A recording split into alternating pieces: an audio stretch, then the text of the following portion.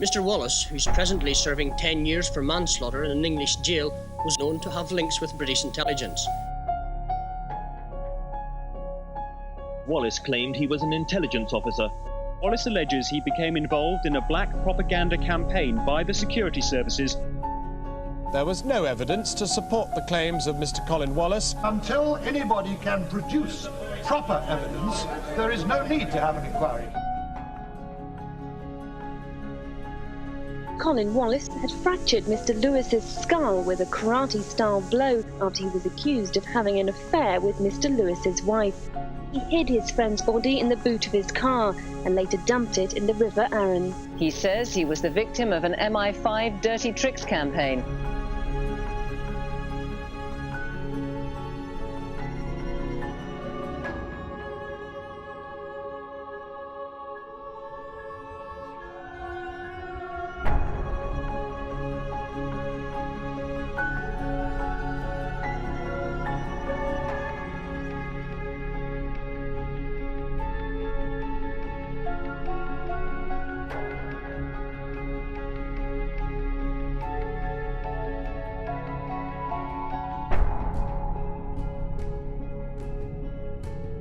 The IRD, as a Foreign Office department, had to justify their position in Northern Ireland. And they justified it by emphasising the international links of the IRA by saying this is to do with Ireland, this is to do with the communists. And oddly, this is to do with the Vatican City as well, playing up the Catholic angle.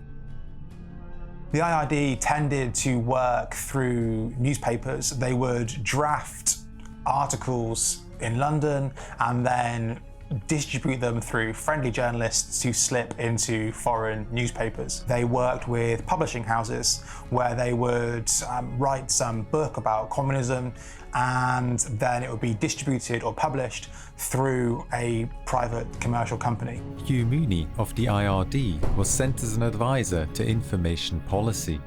Northern Ireland was the most surveyed country in the world. Every citizen probably had a file. Every household was under surveillance, down to minute things like extra pint of milk. Just bought a new TV, where's the money come from that? Colin Wallace, a 27-year-old Army press officer, was asked to assist the Psychological Warfare Unit. Because I grew up in Northern Ireland, because I knew a lot of the background, I was then asked to explain some of the significance in terms of emblems, in terms of labels, and so on and so forth. I was really bringing into the PSYOPs team the Irish dimension, as it were, in terms of history, emotion, symbols, sounds. Maurice Tugwell, the head of the Army Psychological Warfare School, and a veteran of Britain's colonial counterinsurgency campaigns, commanded the PSYOPs unit. Maurice Tugwell believed that all information agencies in Northern Ireland should speak with one voice. Any organisation critical of British policy was an IRA front. Information policy, PSYOPs, was a highly sensitive activity, and it really needed some form of cover that gave its officers access to the public and the press. Information policy was in the same building, on the same corridor as the press office. So a visiting journalist going down the corridor to the press office would almost see the whole corridor as part of Army public relations, whereas a key part of that had no bearing on public relations per se. On the 9th of August 1971, the British government approved the internment of dissidents without trial. Many of those imprisoned were not terrorists, but civil rights activists and Irish nationalists. The perception at that stage was a bad one globally. And of course, the IRA were very good from a PSYOPs point of view. They used that to make Britain look bad. Reports of torture surfaced in the Irish press. Where there were allegations of brutality, the Information Policy Unit planted with selected journalists the fact that the techniques used by the security forces in questioning detainees were actually less demanding than the techniques we used on our own soldiers when we were teaching them how to avoid or deal with interrogation if they were captured by the enemy. Stories of torture and arbitrary imprisonment without trial fanned feelings of historical injustice, and with that, the popularity of the IRA increased. The violence from all sides escalated. In 1972, 479 people were killed and almost 5,000 injured. Each day, the psychological operations team would look at the violence of the past 24 hours. Some activities would require a quick response. We needed to do something that day. But sometimes there were themes developing that, for example, some type of terrorist activity was creating a problem, and therefore we would have to take a more strategic look at that. A theme was a broad issue that information policy identified as a concern. Major themes included community support for paramilitary organizations who were portrayed as organized criminal groups that intimidated and exploited local communities. Information policy attempted to spread uncertainty and conflict in target groups. The international perception of the conflict was another major theme. Themes were used to colour events with a message that supported information policy's long-term PSYOPs campaigns. When journalists visited or phoned the Army press office, they would be passed through to Colin Wallace and his colleagues. We then, from a PSYOPs point of view, either had an agreed position which we would take on this, feeding in the various themes that we wanted to put across, or in certain cases we had a number of journalists who were much more pro the role of the armed forces in Northern Ireland, and we would then call them direct and explain the background that we wanted to put across. The propaganda was deliberately designed to create conflict, to disorientate the IRA, to unnerve them, and to, again, to separate them from the community whose support they needed in order to remain a viable organisation. We discovered at one stage they were using nitrobenzene to mix with fertilizer to make their bombs more effective. We discovered that nitrobenzene had a carcinogenic quality, and therefore there was a real danger that people mixing these explosives, unless they were protected properly, were likely to develop cancer at a later stage. Now, this was a scientific fact, but exactly how much exposure, etc., we had no idea. But because there were sufficient scientific hooks with that, we circulated that information to the press. And the good thing about it was lots of experts from the scientific world agreed with the conclusion that nitrobenzene was a carcinogenic. Newspapers picked up the story and quoted an anonymous army spokesperson who was none other than Colin Wallace, who claimed that symptoms of nitro poisoning are difficult to spot. By the time they are visible, it is too late to treat the victim. Vomiting and a coma follow, and later the glands and liver break down. The Guardian reported children finding it stored in a derelict house, or people forced to store it by the provisionals could suffer from the poisoning. On occasion, bombs would go off prematurely, and quite often the people transporting the bomb would be killed. And where we got a bomb going off prematurely, although we knew the reason from the subsequent examination of the device, why it had gone off prematurely, we would quite often try to shift the reason for that onto something else. In campaigns of a more political nature, Army PSYOPs worked with Hugh Mooney of the IRD. One of the themes the IRD used in its propaganda was trying to link the IRA to the Soviet Union and the broader communist threat. And so one of their plans involved telling journalists or leaking a story that Soviet submarines were dropping subversives who had been trained by the KGB off the coast of Ireland. IRD acquired at one stage some photographs that the Royal Air Force had taken of a Soviet submarine off the coast of Scotland. A dossier was then built up by IRD, creating a credible story that this submarine, which then had moved off the coast of Donegal rather than Scotland, from the story point of view, that this was clear evidence that the Soviets were directly involved in the violence in Northern Ireland. So IRD set up a meeting with the News of the World in London. We took across photographs, various other documents and material to substantiate the story. This was given to the News of the World, who ran as a front page lead. It was a huge story, and it got wide circulation again around the world. Hugh Mooney identified himself to the journalist as a member of the Foreign Office.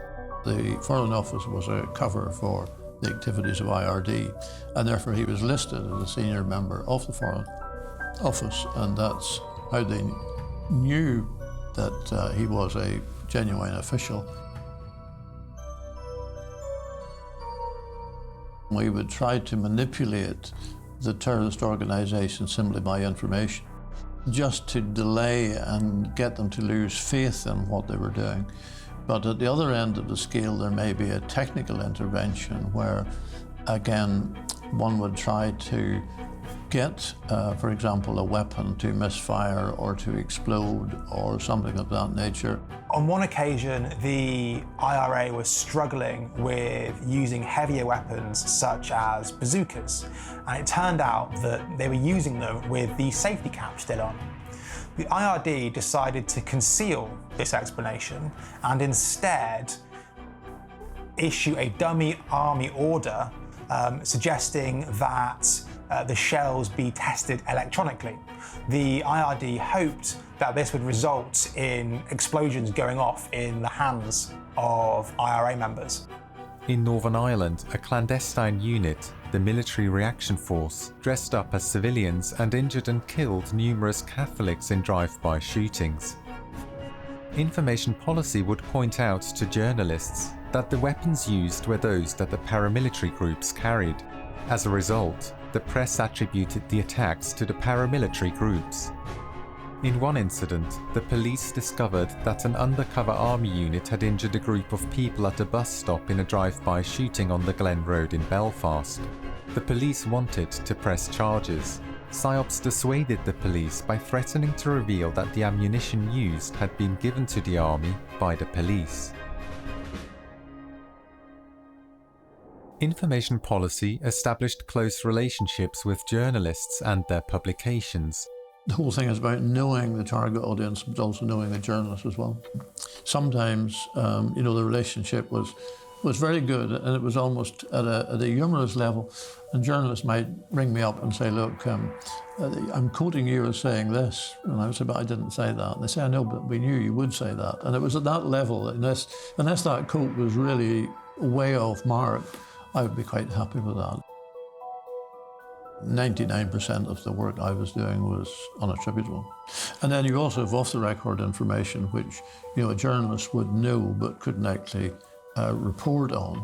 So literally that would just be built into their story without any reference to where it came from. Professional journalists are very good because they realised that if they didn't actually stick by what is a journalistic agreement after all, then probably we would not cooperate with them in the same way in the future. How important is it for PSYOPs to be believable? The press have quite often said that PSYOPs was largely about propaganda and using disinformation. But in the vast majority of cases, we were working on real intelligence. See, real intelligence is much more powerful because when the terrorists check out their own sources, it has to be credible. They have to be able to stand it up. If they can show it's false, then of course it's a waste of time and it really doesn't go anywhere. So most of the material that we used, most effective stuff, was genuine intelligence and had to be credible, not just from a journalist point of view, but it had to also be credible from a terrorist point of view.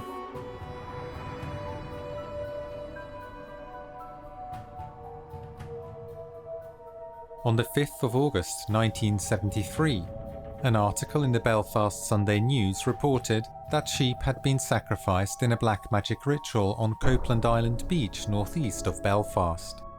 It was a front-page headline in the Sunday News which lots of people read. The story was that sheep had been ritually killed and mutilated. That was the story.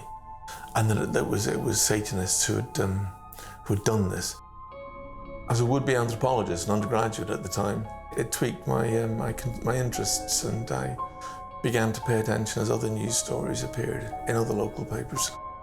The more I looked, the more I found, and I began to be really surprised at the degree to which this had been a local newspaper story in Northern Ireland. From August 1973, stories of witchcraft and black magic began to surface in many local newspapers.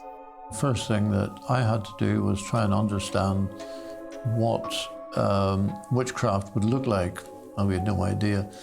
So I bought a book on the subject. Then the whole idea of the sacrifice of animals, or whatever it might have been, we got blood from the cookhouse, from the army cookhouse, and we would scatter that over the makeshift altars that were there. Some of that material then we left, and it would be discovered by local people, and then eventually they would talk about it at the press. And gradually the story built up and built up over a period of months. This was a way of really getting the interest of the press, getting rumours going around, and therefore doing the things that we really wanted to happen. The ritual sites were often located in old graveyards and abandoned properties. You have to remember that this was a time in Northern Ireland when all kinds of unusual things were happening. Assassinations were a very regular thing, and some of them were particularly bloody and brutal. Torture, mutilation, using knives and blades and things like that. People were talking about ritual murders and all kinds of things. So all of a sudden, all of the moral certainties no longer seem to be quite just as certain. Information policy sent fake readers' letters to the local press to help fan the rumours.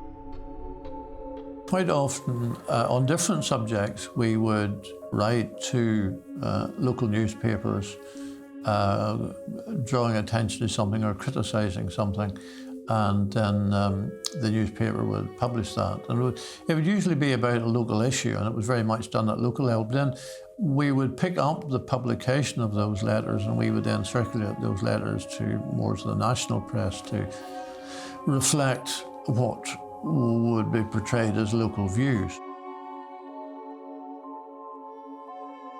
Don't forget that we're not just influencing the press. The press is only one way of influencing the public. We had to be able to influence all sorts of other people who were, communicating with the public.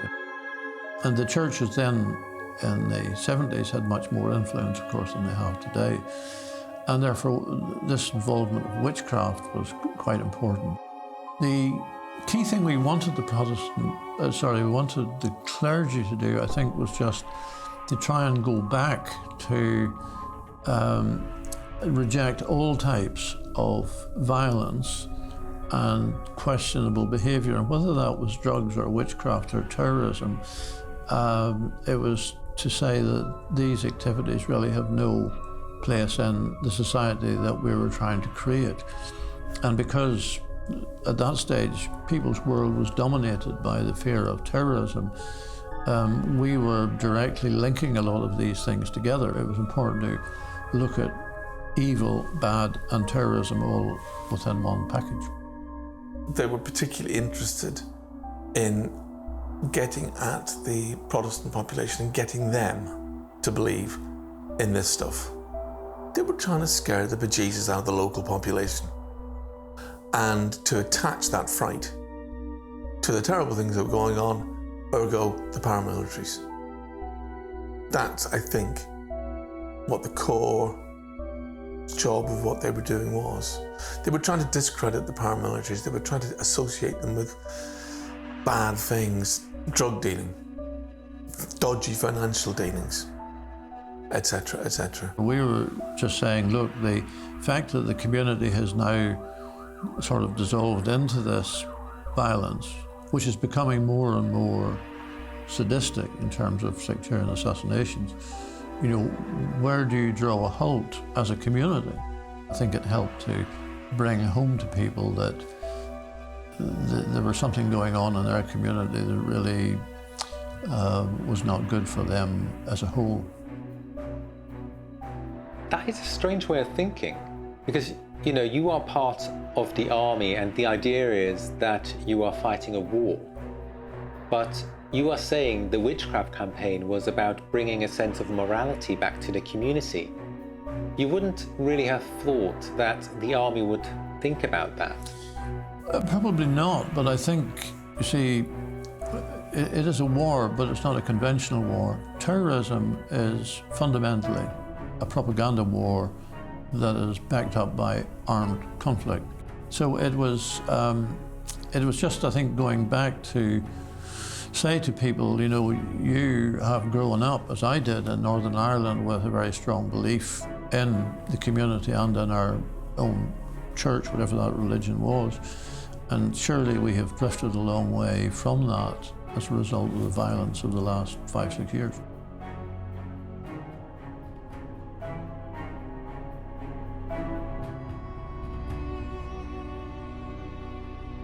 On the 8th of September 1973, the burnt and mutilated body of 10-year-old Brian McDermott was discovered by the River Lagan in Belfast. People began to speculate, was this a black magic killing? And it certainly contributed towards one of the threads in the rumours and fears that autumn, which was that Satanists were looking for children to abduct. Newspapers reported rumours that a boy or girl under 7 would be sacrificed. The police actually issued statements saying they believed that the murder may have involved witchcraft. That was a concern for us at that stage, because bearing in mind that we were creating this concept, at that point we stopped using witchcraft as a concept. But that was in September. And according to Richard Jenkins, the witchcraft scare continued all the way to the beginning of 1974. I think that's right, and one of the points we were making is that when you create a story, it gathers momentum over a period of time. And I think although we stopped doing things, there were lots of other stories and rumours going around, and there may also have been people, you know, creating these things for fun, really, to do that. But we certainly stopped after Brian McDermott's death. There's no doubt about that, I'm absolutely clear.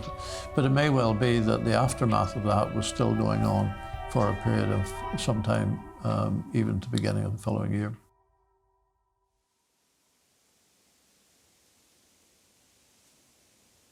From early September to December 1973, there were more than 70 articles referring to black magic and witchcraft.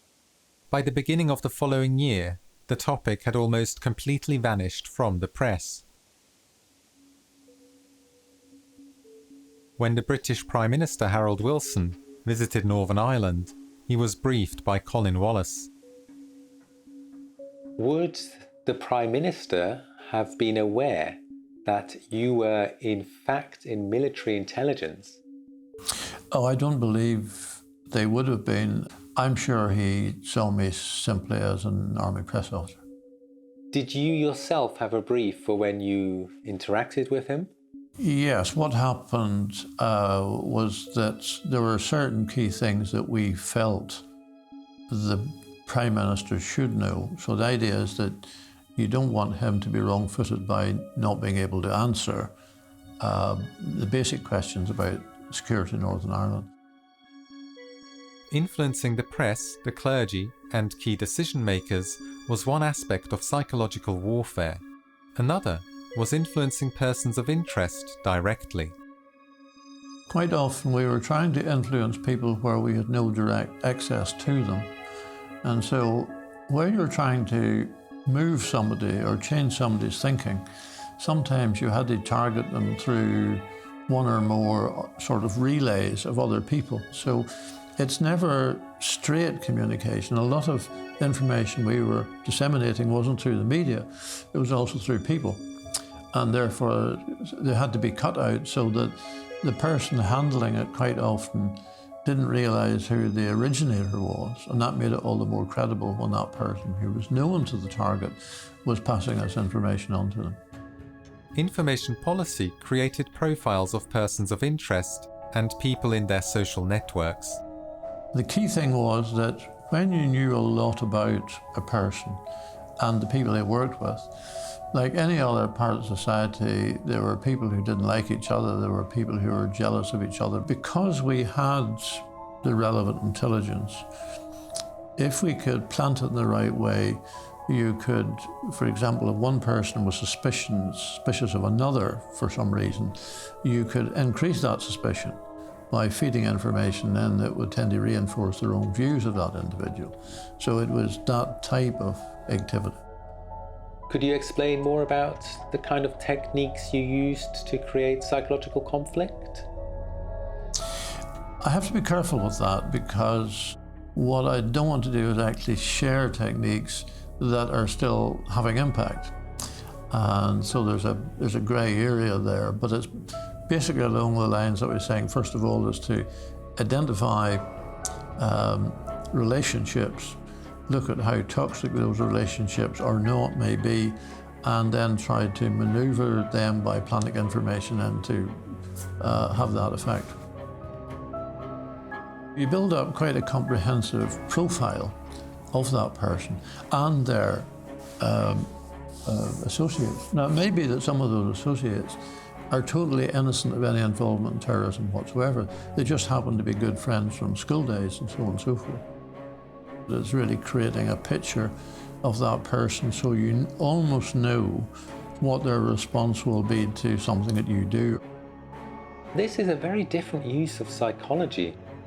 And I think a lot of people wouldn't be aware that this knowledge exists and that people study psychology, for these kinds of purposes. I think that's true, but you have to be careful, because we did do lots of things that had a positive psychological effect. Like, for example, we ran youth clubs, we ran community relations. I was the Army's Father at Christmas, going around schools and hospitals at Christmas. We actually provided funds for projects. We took kids away from the really bad areas of Northern Ireland, from opposite sides of the fence, Catholic and Protestant together. We took them away to the mountains, camping. Colin Wallace was refused clearance to target high-ranking Protestant paramilitaries in psychological operations. These individuals, who at times colluded with the British Army, were on an excluded list. A number of Protestant clergy and politicians, on the other hand, were legitimate targets. PSYOPs targeted individuals who were not members of terrorist organisations, but who had influence in communities of interest to PSYOPs. In the Catholic community, personal conflicts were the most common reason for a person to become an informant. We couldn't admit to what we were doing, the Army didn't admit to what we were doing, and so on and so forth. A senior figure, political or military, might ask us to do something. And then for political reasons, usually, they would say, it'd be a really good idea if X happened. But then they would quite often say, but I don't want you to tell me how you go about it, because I may have to deny it. And that was a classic example. So in other words, the person doesn't want to lie that they were involved in it. Senior figures were deliberately kept in the dark about the specifics of campaigns, so that they could deny involvement should they be called upon to answer questions. At the age of 29, Colin Wallace was the youngest senior information officer in the MOD. During his time in information policy, he was put forward for New Year's honours 3 times by his superiors.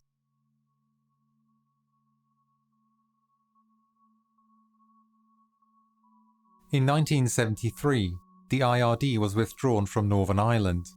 The IRD focused on framing conflicts both at home and abroad as part of a clash of ideologies between communism and the West. Army intelligence saw the IRD as involved in political propaganda of limited relevance to their anti-terror and counterinsurgency campaign. The military feared that having the IRD in Northern Ireland was undermining the credibility of their own PR campaigns. And Lisbon, the army headquarters, was becoming known as the Lisbon lie machine. Not long after the departure of Hugh Mooney and the IRD, a meeting was convened at Stormont Castle, the headquarters of MI5 in Northern Ireland. At this meeting, a campaign codenamed Clockwork Orange was launched. Colin Wallace was asked to liaise with an operative by the cover name John Shaw. He never came to Army headquarters at any time when I was there. All the meetings I had with him were at the White Gables Hotel. And I think the idea with that was that there would be no direct link, particularly with some of the information that we were using, between him and the Army. Colin Wallace alleges John Shaw supplied him with material that included smears on politicians from the three main political parties in Britain. Why do you think you were given that information, considering the sensitivity of it? No, say this was background, because if we're looking at, for example, the increase in violence, that has to be put in context, particularly if you're briefing journalists in depth or foreign journalists. So you have to explain at that stage what led up to the violence. So in other words, the violence was really the activity, but the background was coming from the briefing papers that I was given. Some of the forgeries that Information Policy and MI5 and IRD concocted in Northern Ireland came into my possession. To Merlin Rees, who at one point was the Minister for Northern Ireland. This is apparently from the American Congress for Irish Freedom, 1971. This was an IRA front in America. This is a letter apparently thanking Merlin Rees for his support, which of course Merlin Rees didn't support it, but there you go. According to Stephen Dorril, some of the smears Colin Wallace received from John Shaw were already in circulation in Britain. Britain had a very sophisticated system whereby there were scores of people around the country whose job it was just to sit in bars, coffee bars, talk to people, go to clubs and spread rumours, and gradually kind of build up this idea about someone or some operation. It was smears about sex, accusations that Wilson had affairs. The British Prime Minister, Harold Wilson, had been sexually compromised on a trip to Moscow. There were accusations about, which is again kind of interesting in retrospect, about him being too close to Jewish people. So there were kind of anti-Semitic smears that Wilson was corrupt, that he had secret bank accounts. A few years ago, the son of a MI6 officer contacted me and said, you've written about my father, but did you know that when he retired in 1970, he went into the City of London and he started a newsletter and spread rumours through this newsletter and smears about Wilson. Here's another fake, a Swiss account held by Edward Short, who was the leader of the House of Commons at the time, I think, another Labour MP, a fake bank account showing he had £30,000. A journalist who trusts somebody like Colin can easily be manipulated. He would say to somebody, okay, yeah, I think I know so-and-so, talk to that person, or I can supply you with this bit of information, or I have this document I will allow you to look at, which will back up what I am saying, or what this person has told you. It's a very sophisticated kind of system. This is thought out about what it is you want to achieve with this particular story. This might be part of a chain. It might be part of an operation that's ongoing, with the idea that you kind of sway the argument, or you change the view of something, smear somebody. In October 1974, at a meeting with John Shaw, Colin Wallace demanded proof of political clearance for Clockwork Orange. He never saw or heard from John Shaw again.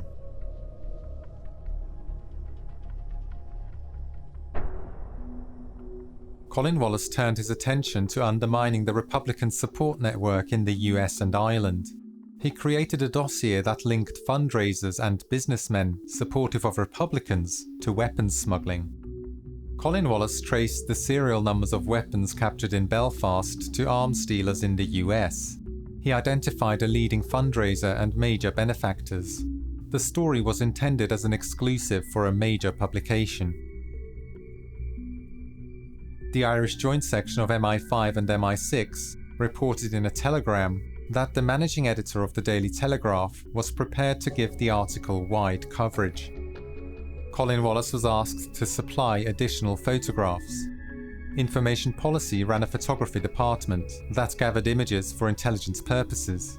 These images could be used as supporting material in press briefings. The Daily Telegraph published a special investigation. Reporter Christopher Dobson wrote, "I have spent the last 2 months investigating the way in which the IRA gets its money.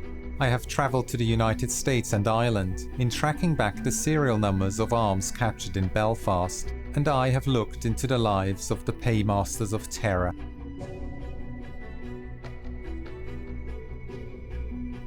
The press helped Information Policy to target individuals and organisations to which PSYOPs had no direct access due to their geographic location.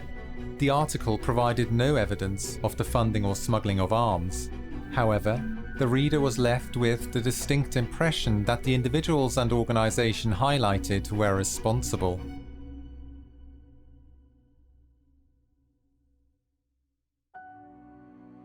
William McGrath was a prominent individual in Loyalist politics, the Church and the Orange Order, and the head of an organisation called Tara. I was asked to encourage the press to look at what Tara and McGrath were all about. Tara was an organisation that was really designed to prepare for a doomsday situation by Loyalists if there was an IRA campaign, or in fact, as McGrath said, the Irish Army might even invade the north. Attending the meetings of Tara, there were members of the Ulster Volunteer Force, which was then a prescribed Loyalist paramilitary group. And there were also police officers attending it. In 1973, McGrath issued a proclamation. It was designed to make the Roman Catholic Church illegal. William McGrath was also the housemaster of Kincora, a home for boys from troubled backgrounds between the ages of 11 to 18. Colin Wallace issued 3 separate briefings on McGrath. The press did not follow up the story. The army was informed by Special Branch that if they moved against McGrath, it would be a great propaganda coup for the IRA and significantly damage the political structure in Northern Ireland.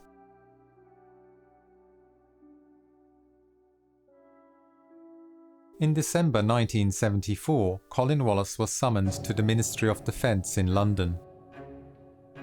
Everything, as far as I was concerned, in terms of my job, how I was regarded, my annual performance reports, all of those things were perfect. And so I was a bit surprised to be told then by the senior MOD official who saw me that because my life was in danger, I had to be moved out of the province. A farewell party was organised. A prominent cartoonist recorded Colin Wallace's departure. I moved to my new post, and a day after that, a police officer from Northern Ireland arrived with a special branch officer and said that they were investigating the fact that I had given a restricted document to a journalist.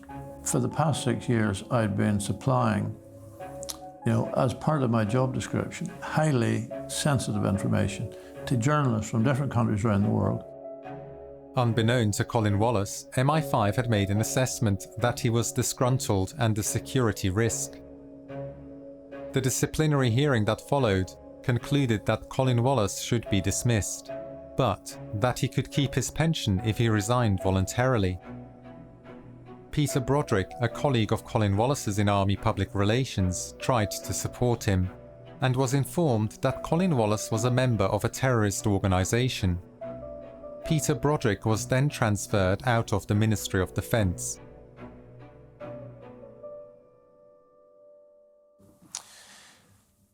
When my disciplinary hearing was finished, I realised that clearly it had been rigged, and I then engaged a solicitor purely for personal protection to tell him what had happened to me. He said that he was involved in dirty tricks against politicians in Northern Ireland, and he also said that this had now started to move over onto the mainland, and that he was involved in a dirty tricks campaign against mainland politicians, and in particular he mentioned Harold Wilson. Colin Wallace moved to southeast London and began to speak out about his work in information policy. He lobbied MPs, supplied information to the press, and wrote to the former Prime Minister. Harold Wilson already held suspicions that MI5 had undermined him and his government, and had communicated this to 2 journalists. He thought they'd mounted a campaign of denigrating him personally, of using official material that had been gathered and then misused by leaking it to newspapers. They released a book which was largely ignored. In 1977, the IRD was quietly closed down after an internal investigation into the plot against the former Prime Minister. I corresponded with Lord Hunt. He was asked to carry out the investigation into the alleged plots against Harold Wilson. And he spoke to a number of people, including the heads of MI5 and MI6. And he said that there was a plot, that there were dissident elements within both organisations. He wrote that report, which went to the new Prime Minister, and a copy of it was supposed to have been deposited in the Cabinet Office. I asked the Cabinet Office where was the copy, and they said they could not find one. Colin Wallace, unaware of the demise of the IRD, began a new life in West Sussex.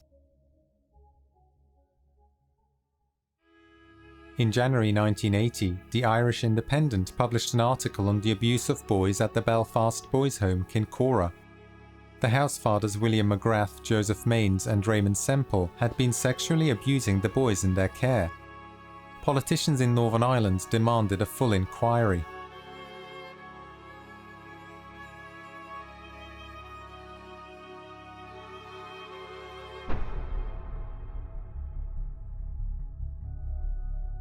The body, which was found last Friday in the river, had head injuries. And this is a matter for the pathologist who is making his examination to find out whether in fact the person died as a result of drowning or as a result of the head injuries. Colin Wallace had fractured Mr. Lewis's skull with a karate-style blow during a meeting at his house after he was accused of having an affair with Mr. Lewis's wife. He hid his friend's body in the boot of his car and later dumped it in the River Arun. Colin Wallace was charged with the murder. The prosecution alleged he was infatuated with Jane Lewis, the deceased's wife. He was found guilty of manslaughter and sentenced to 10 years on the 20th of March 1981.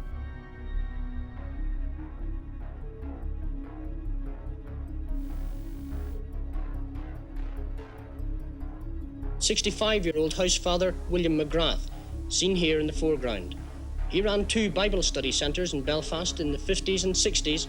McGrath was also a founding member of the Protestant paramilitary group Tara. This man was one of McGrath's victims. And he would come up like, you're getting dressed, and then he'd start doing things he done, like, he says. And so one time I was bleeding, I told him to stop. It wasn't pleasant, like, he couldn't turn to no one, One of the Army's former press officers at Thiepval Barracks in Lisburn, Colin Wallace, is now a key figure in the Kincora investigation. Mr. Wallace, who's presently serving 10 years for manslaughter in an English jail, was also known to have links with British intelligence. Kevin Dowling, exactly what did Colin Wallace tell you in 1973? He certainly said that McGrath was a homosexual. You must remember that the conversation I had with him was in 1973.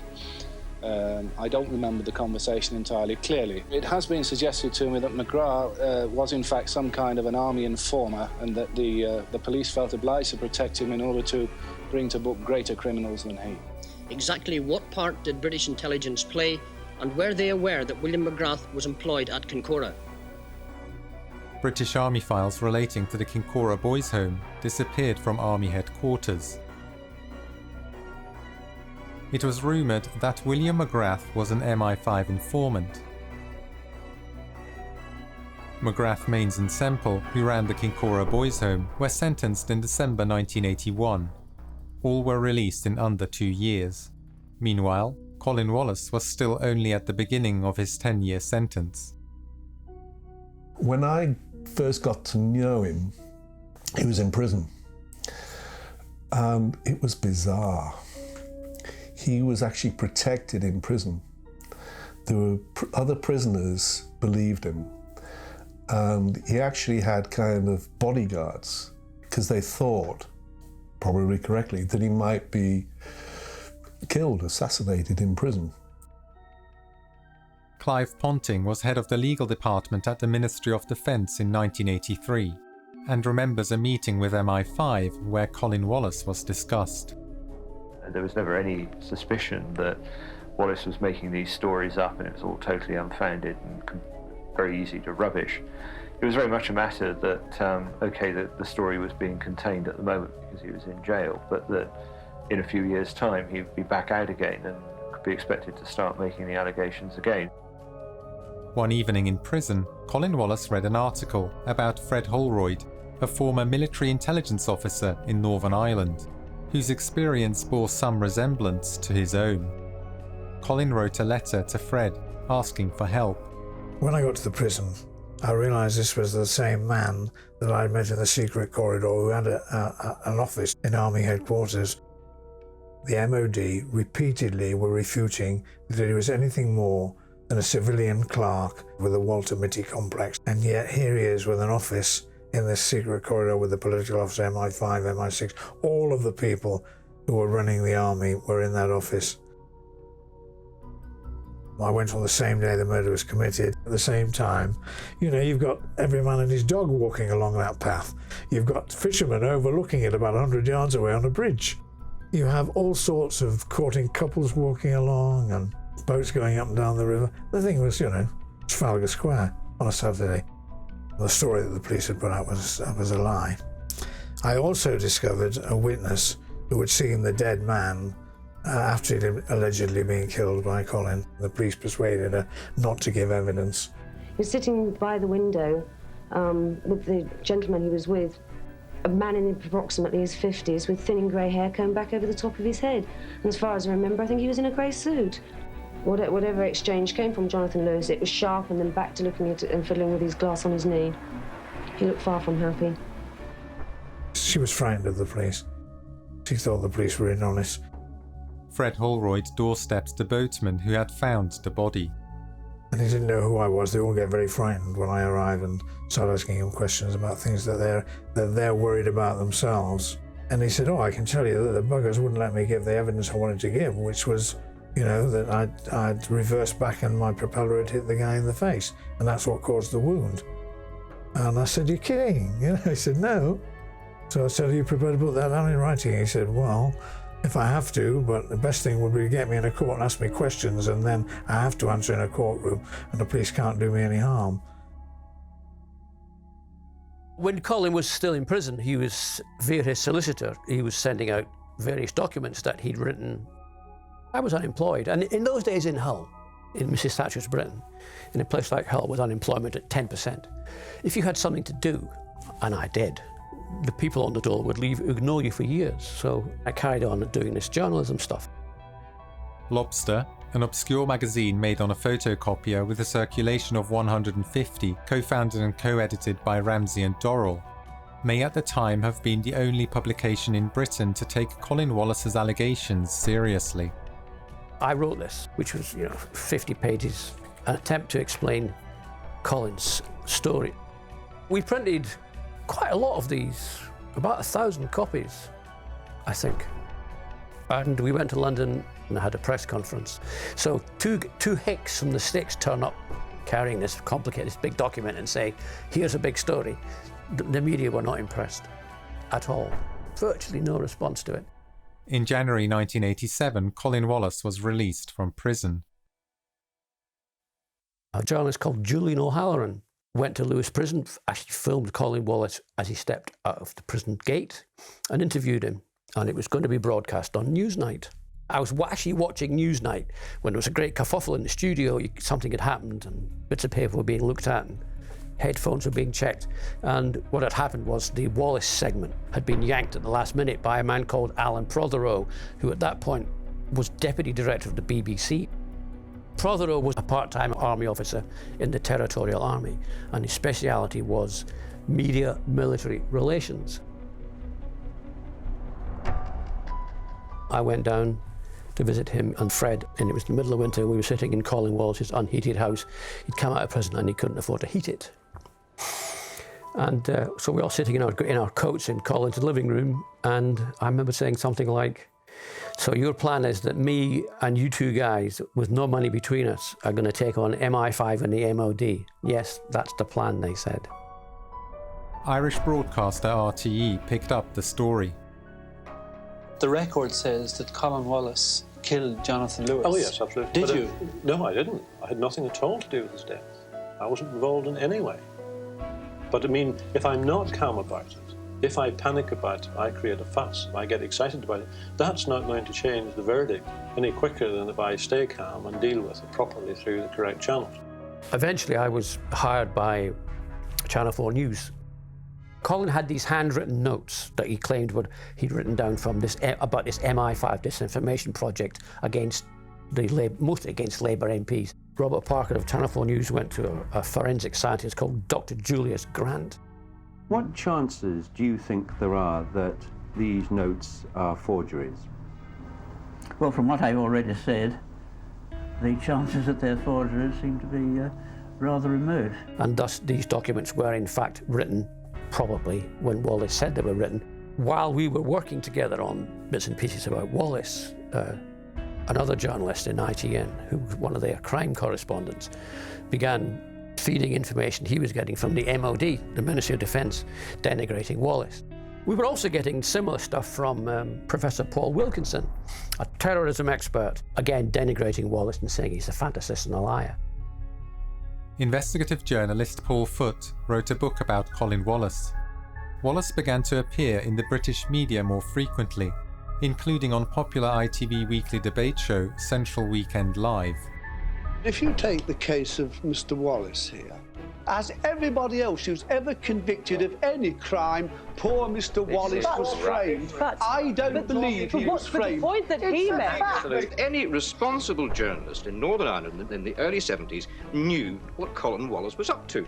There was this gung-ho character who was running around at dead of night, shoving envelopes full of documents into the letterboxes of journalists. And you'd say, there's Colin's at it again. I, for one, I was probably the first person in the CIA who got into this dirty tricks business. They weren't as dirty as a lot of people Yeah, because a lot of people find dirty. it very objectionable. But it wasn't just a minute. It's to blacken someone's a hell of a lot better than killing them. In World War II, we killed people. And then now, when we got into business, well, we were simply playing dirty tricks to prevent having World War III. You're the man that sparked all this off. I did not join the security forces to discredit the Labour Party, the Conservative Party, the Liberal Party. And because I was deflected from my main job into doing political disinformation, I was not actually doing the job I joined to do. Good evening. A civil servant sacked after making allegations about an MI5 dirty tricks campaign has been awarded £30,000 compensation by the government. Calcutta QC was asked to conduct an inquiry. In his report, he reveals that Ministry of Defence officials contacted Mr. Wallace's disciplinary hearing beforehand, thus influencing the outcome. The Defence Secretary, Tom King, asked Mr. Calcutta not to write a full report. Labour's Northern Ireland Secretary between 1974 and 76 said he had been the victim of a dirty tricks campaign. Who instructed Mr. Wallace to do the job that he and others did? That's what we've got to know. We want to be sure that this sort of thing never happens again. I feel very strongly about it. Mrs. Thatcher, having insisted there was no evidence to back such claims, was forced to admit in the Commons that she'd been misled. This followed the discovery of documents in the Ministry of Defence which related to a propaganda campaign codenamed Clockwork Orange. He's calling for the government to launch a full inquiry. Injustice to me is really a minor matter. The much more important matters are the allegations that there was an attempt to influence the general elections in 1974 and indeed the assaults on the children in Kincora during the 70s. My aspect of the story really is only a minor one by comparison. The government specifically ruled out the reopening of the investigation into the alleged cover-up of the homosexual abuse of boys at the Kincora home in Belfast. Information about homosexual behaviour at the Kincora boys' home was used to blackmail prominent figures in Northern Ireland. After I left Northern Ireland, another intelligence officer who came in called Brian Gemmell, he was told about the allegations surrounding the abuses at Kincora. He wrote a report about them. He submitted that report to a senior MI5 officer, Ian Cameron, who then told him to stop investigating. You know, on the phone we got phone calls of generals said, yes, I knew all about Kincora, I was told, and I took it to MI5 and they said it was none of my business and I left it to them, it was their business. And all this sort of stuff, and you know, the realisation, like me, the light is dawning, that we are not who we say we are. Journalist David Lay tracked down Dennis Payne, the former head of MI5 in Northern Ireland, to a sleepy village in the countryside, and confronted him with the Clockwork Orange allegations. I'm under no obligation to say absolutely nothing. I can't say anything at all. I mean, you collect all the information. I can't believe anyone is in the slightest bit interested in it, but I've nothing to add. In 1996, Colin Wallace appealed his conviction for manslaughter. Today, 15 years after he was jailed for manslaughter, Colin Wallace from West Sussex cleared his name. He served 6 years in the 1980s after being found guilty of killing an antiques dealer near his home in West Sussex. During the appeal hearing, the Home Office pathologist admitted that a Secret Service agent had suggested to him that the injury was caused by a karate chop to the head and not from the propeller of a boat. The hearing of the Court of Appeal focused largely on new medical evidence about the injury Jonathan Lewis received. Jonathan Lewis was most probably attacked at the riverbank and not at his house. And he said there was no evidence that his body had ever been in Colin Wallace's car. He says he was the victim of an MI5 dirty tricks campaign. Now Mr. Wallace is demanding a full investigation into his claims. Even after Colin Wallace received compensation, his troubles with MI5 were not over. When I was working at BAA, MI5 contacted the head of security there, and then I was made redundant after that. Now, I can't say MI5 was responsible, but again, why were they still meddling in my case after all of those years? The media reported Colin Wallace's appeal and aired his allegations. But they did not ask themselves what role they themselves had played in spreading fake news and what lessons they could learn for their reporting in future. Colin Wallace repeatedly called for a full investigation into his claims. But there was to be no full investigation, only an ever longer list of inquiries and legal disputes spanning decades, as the allegations faded from public view. We now look at probably 5 inquiries that all failed totally to do what Parliament assured the public that it would do. Still to this day, Colin is a problem. That there are major efforts to restrict what he says. Kincora is a prime example. The boys' home where it is alleged intelligence people were involved, recruiting people, used people, etc. The inquiries into that have been incredibly restricted. And Colin, on one hand, would be told, yes, come and tell us your story, tell us everything. Then when it gets nearer, you get a document from the minister that says, I'm sorry, he can talk about that area, but no way he's going to talk about that. Or MI5, he cannot talk about this area because that gets him into official secrets area. So even to this day, 40 years on, they are still trying to shut him up. The whole system, you see, is unaccountable and it's insidious. It's easy for the MI5 to just say, no, we don't do it, because nobody can prove whether they did or they don't. Today, the role the military and intelligence services can play in manufacturing and manipulating the news is considered a conspiracy. Despite extensive press coverage of Colin Wallace's allegations, not a single person in a position of authority has been held to account.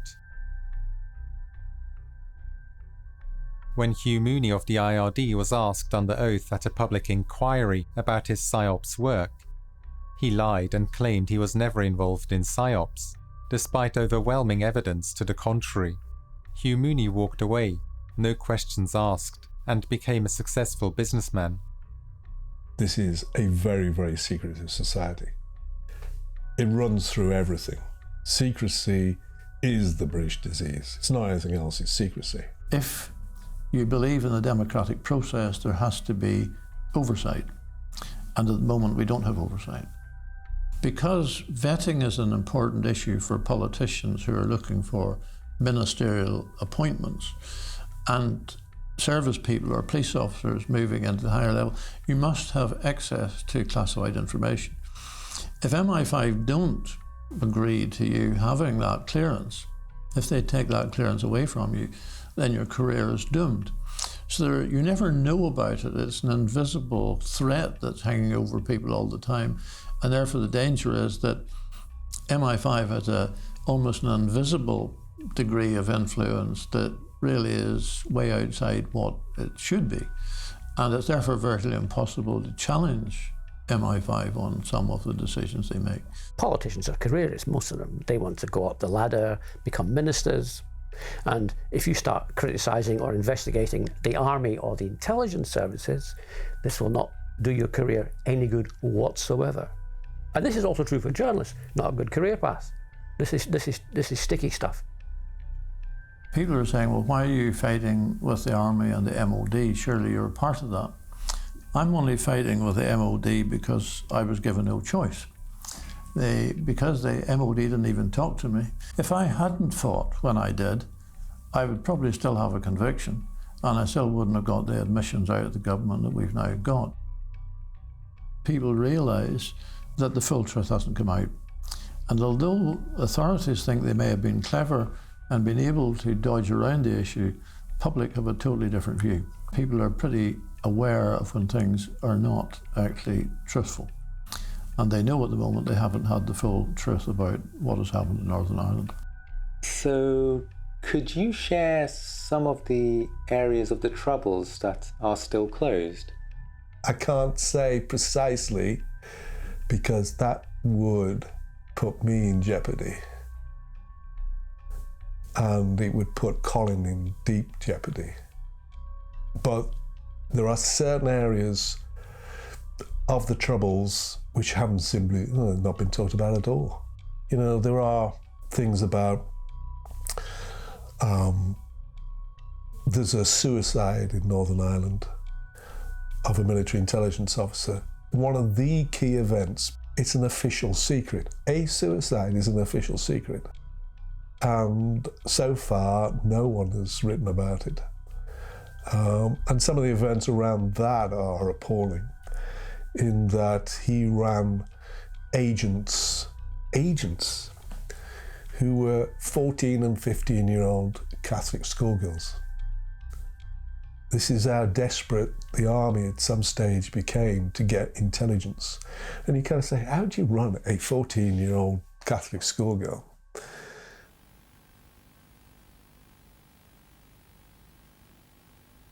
In the story of Colin Wallace, the press helps direct the present by spreading fake news, and the media helps digest the past by creating a discussion about the past. The role of departments of the state in creating and shaping reality is not acknowledged. And even after the media has become aware of this, it does not inform the public of the implications of that omission. Power is not held to account. No key decision makers are held to account, and they and their organisations make no admission of wrongdoing. the files that would serve as proof of their actions, either destroyed or hidden. In this story, the press serves as a complex mechanism that helps to reinforce and legitimize power. Allegations of wrongdoing and injustice become lost in inquiries and legal disputes that drag on to this day and that most people no longer understand or believe. We are told that a free press will hold power to account. But what of those individuals and institutions that will never be held to account, and have never been held to account? Should the press include that truth in its reporting?